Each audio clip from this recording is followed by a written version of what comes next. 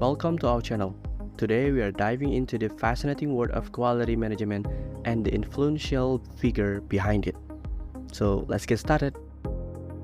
When asked about important Japanese contributors to the modern world, the common answers typically include cultural figures like actors, writers, athletes, and the founders of large manufacturing companies such as Mitsubishi, Toyota, Sony, and Honda.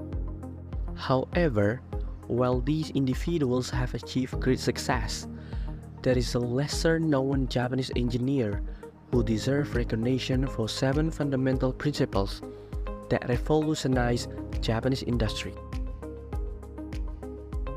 He is Dr. Kaoru Ishikawa, a Japanese engineer and quality control expert who led Japanese industry from being low-quality commodity producers of simple consumer goods to the high-technology powerhouse as it is today. Kaoru Ishikawa was born on July 13, 1915 in Tokyo, Japan. He was destined for greatness from the start. Raised in a family dedicated to the industry, Ishikawa received an excellent education and went on to study chemical engineering at the prestigious University of Tokyo.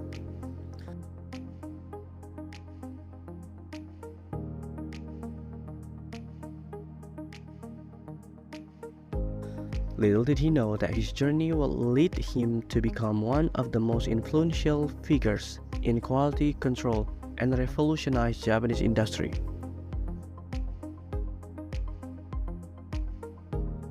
After completing his studies, Ishikawa ventured into the world of industry just as the effects of war were hitting hard. It was a critical time for Japan's manufacturing sector, and the need to recover production was paramount. This environment set the stage for the popularity of quality control, and Ishikawa's contribution became vital. He became a sought-after consultant, guiding numerous companies and institutions in developing effective strategies for quality improvement. In 1960, Japan became a member of International Organization for Standardization (ISO), which aims to establish global standards for companies and products. Ishikawa played a significant role in this organization, serving as the president of the Japanese delegation until 1977. His expertise and vision helped shape international quality standards and fostered collaboration among nations. Ishikawa's legacy lies in his 7 fundamental principles that form the foundation of modern manufacturing quality. Let's dive into these principles and explore their significance. The first principle is customer focus. Ishikawa understood the importance of incorporating customer feedback into the product design, development, and manufacturing process. In an era where limited market research and intuition shape product attributes, Ishikawa's emphasis on listening to the customer was revolutionary. The second principle is continuous improvement. Ishikawa believed that enhancing product quality went hand in hand with making production processes more efficient and reducing waste. By emphasizing the importance of efficiency and tight process control, Ishikawa paved the way for higher product quality and cost effectiveness. The third principle is employee involvement. Ishikawa challenged the traditional approach of breaking down complex tasks for unskilled or semi-skilled labor. He introduced the concept of quality circle, empowering employees to take ownership of their work and contribute to continuous improvement efforts. The fourth principle focuses on conceptualizing production flow from a process perspective rather than viewing it as a sequence of individual tasks. Ishikawa understood the value of cooperative troubleshooting and discouraged finger-pointing between departments. By promoting a collaborative approach, he fostered efficient and harmonious production processes. The fifth principle highlights the involvement of upper management. Ishikawa emphasized the need for buy-in from high-level management personnel. Their commitment was crucial in providing proper funding and ensuring the comprehensive implementation of new production processes. The sixth principle emphasizes evidence-based decision-making. Ishikawa advocates for basing all decisions in the production process on data. By eliminating biases in the measurement and using data as a reliable input, companies could achieve more accurate and effective decision-making. The seventh and final principle is total supply chain commitment. Ishikawa recognized the importance of involving suppliers and the quality process. By prioritizing quality in contract negotiation, Japanese manufacturers gain a global reputation for delivering high quality and reliable goods. In addition, Ishikawa's impact went far beyond his 7 fundamental principles. He introduced various concepts and tools that revolutionized quality management. One of his notable contributions is the Ishikawa diagram, also known as the fishbone diagram or cause and effect diagram. This visual representation aids in identifying the root cause of problem and developing practical solutions.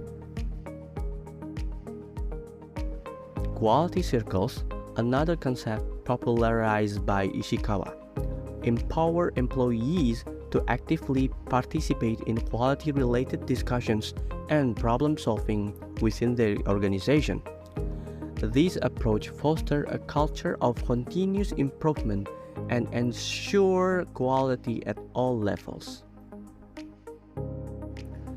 Dr. Kaoru Ishikawa passed away in 1989 at the age of 73, yet his legacy lives on, as his contributions to the management field have impacted quality control and continuous improvement practices.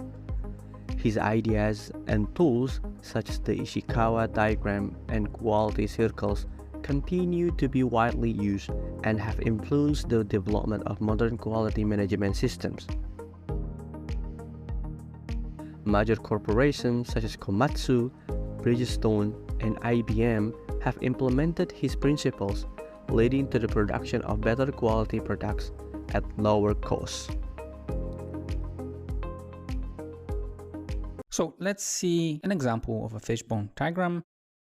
We'll do that for the restaurant chain, and we will try to find the reasons for the long service time. We will use the 5M framework. So here we've got the long waiting time for the food, and we start with the machinery. So one of the root causes could be lack of maybe pots that we need to prepare the food. So people have to wait for the new clean pots. And we may also have not sufficient number of devices that will help us automate the work and shorten the time of preparing the food. Now, when it comes to methods, we may be lacking procedures and not having sufficient recipes. When it comes to manpower, we may have too few experienced people, and we may be experiencing high employee turnover. In other words, after we train the people, they leave the company and we have to train new ones. So we don't benefit from the learning curve. When it comes to materials, we can have a low quality of products used or simply not sufficient inventory of materials. Therefore, everything is taking more time than required. And finally, when it comes to measurement, we simply may have problem with the fact that we are not measuring the customer service time. We have no standards for that. We don't have KPIs. Therefore, people don't actually know that they are doing a bad job, and they don't even know that the long waiting time for the food is important.